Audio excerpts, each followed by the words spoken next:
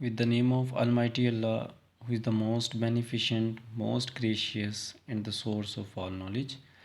My name is Engineer Zainul Abedin with one more lecture of physics related to the conduction, convection, and radiation.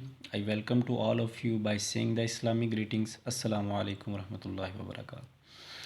Students, in our today's lecture, we will discuss something related to the consequences of the convection. And we have seen in convection there are some kind of convection currents are developed.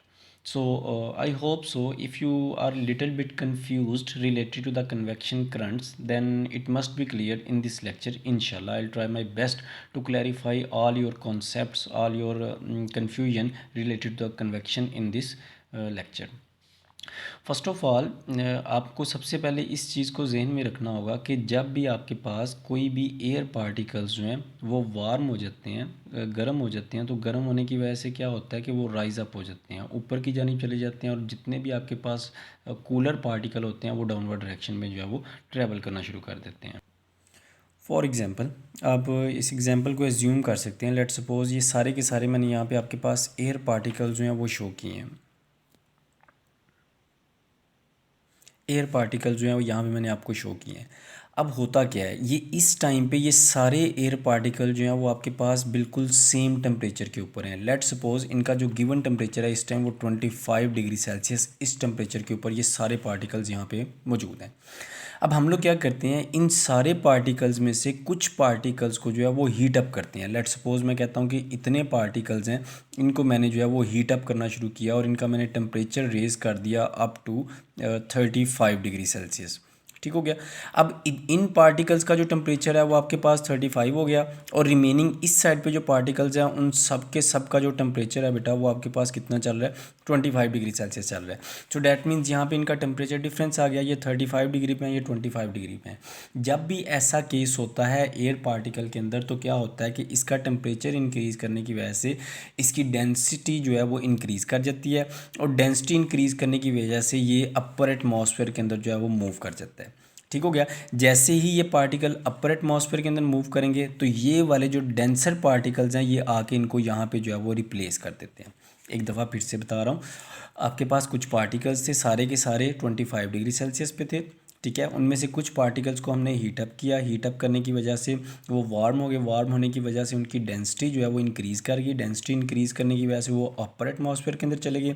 और जो less dense या वो जिनका temperature कम था उन्होंने आके, चूँकि ये सारे पार्टिकल अपर एटमॉस्फेयर में जा चुके थे, तो जो लो टेम्परेचर पे थे उन्होंने आके इनको यहाँ पे रिप्लेस किया.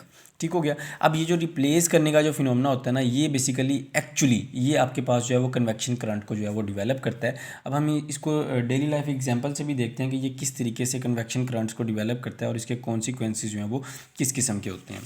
सो स्टूडेंट, सबसे पहले जो है ये आपके पास दो तरह की ब्रीजेज़ जो हैं जो आपको देखने में मिलती हैं, जिनसे आप सी ब्रीज़ या लैंड ब्रीज़ कहते हैं. लैंड ब्रीज और सी ब्रीज का जो टोटल फिनोमेना होता है वो यहाँ पे उसने जो है वो बड़े अच्छे तरीके से आपको इस एग्जांपल के ज़रिए से, इस पिक्चर के ज़रिए से शो करवाया हुआ है कि इसके अंदर एक्चुअली फिनोमेना होता क्या है. फिनोमेना जो है वो बेटा आपके पास कुछ इस तरह से होता है कि डे टाइम के अंदर क्या होता है, डे टाइम के अंदर जो आपने पढ़ा हुआ है कि जो लैंड की हीट कैपेसिटी है, लैंड के ऊपर चूँकि सॉइल मौजूद होता है, सॉइल की हीट कैपेसिटी जो है वो तकरीबन 810 किलो जूल पर मोल होती है. ठीक है, पर किलोग्राम होती है. और जो वाटर होता है आपके पास, उसकी जो हीट कैपेसिटी होती है वो ऑलमोस्ट 4200 किलो जूल पर किलोग्राम होती है. सो डैट मीन्स आप अगर 1 किलोग्राम पानी को 4200 जूल एनर्जी देंगे तो फिर जो है वो उसके अंदर जो है वो उसका टेम्परेचर इंक्रीज़ होगा. और अगर सॉइल को सिंपली जो है वो आप 810 किलो जूल पर किलोग्राम हीट एनर्जी प्रोवाइड कर देते हैं तो फिर उसका 1 डिग्री टेम्परेचर जो है वो राइज हो जाता है. सो इन शॉर्ट इस सारे का लुबेलुबाब ये है कि जैसे ही आपके पास डे टाइम के अंदर सूरज से रेडिएशंस आके ज़मीन तक पहुंचती हैं, वो पानी तक भी पहुंचती हैं और वो लैंड तक भी पहुंचती हैं, दोनों के ऊपर रेडिएशन आ रही होती हैं. अब डे टाइम में क्या होता है, लैंड में चूँकि सॉइल होती है और सॉइल आपको पता है वाटर की निस्बत ज़्यादा जल्दी हीट अप हो जाती है, और जैसे ही सॉइल वाटर वाटर की निस्बत ज़्यादा हीट अप होगी तो जो आपके पास जो लैंड होगी उसके ऊपर की जितनी एयर है वो सारी की सारी हीट अप हो जाएगी, वार्म हो जाएगी। ठीक हो गया। जितनी जल्दी जितनी ज़्यादा वो वार्म होगी वो उतनी ज़्यादा उतनी आसानी से जो है वो अपर एटमॉस्फेयर के अंदर मूव करना शुरू कर देती है। ठीक हो गया। और अपर एटमॉस्फेयर से में जब वो लैंड वाली एयर अपर एटमॉस्फेयर के अंदर मूव करती है तो चूँकि समुंदर के ऊपर जो एयर होती है तब उसका टेम्परेचर थोड़ा कम होता है, क्योंकि वाटर टेम्परेचर तब अभी इंक्रीज़ हो रहा होता है, सोइल का टेम्परेचर बहुत ज़्यादा इंक्रीज़ हो जाता है। तो समुंदर सी की तरफ से जो है वो आपके पास कुछ एयर पार्टिकल्स ऐसे होते हैं जो कि लैंड की तरफ को ट्रैवल करते हैं, जिससे हवा आपके पास चलती है। सो इस चीज़ को जो है वो आप ख़ास तौर पे देख सकते हैं उन इलाकों के अंदर जो समुंदर के साथ लगते हैं कि डे टाइम के अंदर वहाँ पे बड़ी प्यारी हवा चल रही होती है, स्मूथ बड़ी ठंडी हवा चल रही होती है, जिसे हम लोग कहते हैं कि आपके पास सी ब्रीज़ कहलाती है। प्रोसेस बिल्कुल सेम ही है कि जो लैंड के ऊपर एयर पार्टिकल्स होते हैं वो हीटअप हो जाते हैं, हीटअप होने की वजह से वो अपर एटमॉस्फेयर में चले जाते हैं, और जो सी के ऊपर एयर पार्टिकल्स होते हैं वो मूव करना शुरू कर देते हैं लैंड की तरफ, जिसकी वजह से आपके पास जो है वो लैंड ब्रीज डेवलप हो जाती हैं, सॉरी सी ब्रीज डेवलप हो जाती हैं। सिमिलरली लैंड ब्रीज में क्या होता है, जो है वो नाइट टाइम के अंदर जितनी भी वाटर ने हीट एब्जॉर्ब की होती है वो सारी की सारी हीट को जो है वो इजेक्ट करता है अपने अंदर से। अब उस हीट को जैसे जैसे वाटर जो है वो इजेक्ट करना शुरू करता है, सो इसके नतीजे में क्या होता है आपके पास कि नाइट टाइम के अंदर जो है एयर जो होती है आपके पास एयर जो आपके पास अवेलेबल होती है ऑन द सरफेस ऑफ सी, वो वार्म अप हो जाती है, हीट अप हो जाती है। हीट अप होने की वजह से वो यहाँ से अपर एटमॉस्फेयर में चली जाती है, और जो ज़मीन के ऊपर जो है वो लेस टेम्परेचर या डेंसर एयर मौजूद होती है वो मूव करना शुरू कर देती है टूवर्ड्स द सी। तो रात के वक्त इस तरीके से आपके पास जो है वो हवा चलना शुरू हो जाती है। कॉन्सेप्ट बिल्कुल सेम है जो मैंने पहले आपको समझाया है कि अगर उसका टेम्परेचर इंक्रीज़ हो जाता है तो टेम्परेचर इंक्रीज़ करने की वजह से दूसरे पार्टिकल जो हैं वो इसको रिप्लेस कर देते हैं। अब बेटा यहाँ पे ये सारा का सारा यही फिनोमेना आपके पास जो है वो लैंड ब्रीज और सी ब्रीज का कॉन्सेप्ट जो है वो कॉन्सिक्वेंसेज ऑफ कंडक्शन के अंदर जो है formation of land and sea breeze इसके अंदर एक्सप्लेन किया गया है।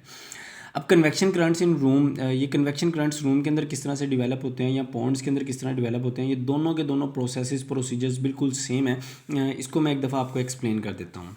इसमें होता इस तरह से है कि हमारी बॉडी से हम, जैसा कि मैं आपको पहले भी बारहा बता चुका हूँ कि हमारी बॉडी से कंटिन्यूसली जो है वो इंफ्रारेड रेडिएशंस जो है वो एमिट हो रही होती हैं। इन इंफ्रारेड रेडिएशंस के अलावा हम लोग जब ब्रीदिंग फिनोमेना, हमारी बॉडी के अंदर जितने भी प्रोसेसेस हो रहे होते हैं उनसे भी हीट जो है वो इजेक्ट होती है, जिनमें सबसे जो कॉमन होता है वो आपके पास जो है ब्रीदिंग फिनोमेना होता है कि जब आप जो है वो सांस अपना बाहर निकालते हैं, कार्बन डाइऑक्साइड को रिलीज़ करते हैं, तो उसके नतीजे में आपके साथ जो है वो हीट जो है वो भी रिलीज़ होती है, जिसकी वजह से वो आपकी जो कार्बन डाइऑक्साइड आपके मुँह से बाहर आ रही होती है वो वार्म होती है, गर्म कार्बन डाइऑक्साइड गर्म होती है, गर्म हवा बाहर आ रही होती है।